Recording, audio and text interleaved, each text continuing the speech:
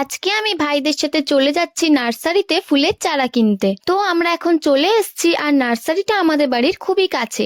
আর এই যে নার্সারির মধ্যে এত সুন্দর সুন্দর ফুলের চারা। ফুল কার না ভালো লাগে? ফুল হলো এমনই একটা জিনিস যা সবারই খুবই প্রিয়, আর আমিও ফুল ভীষণভাবে ভালোবাসি। আর এইগুলো হলো গোলাপ গাছের চারা।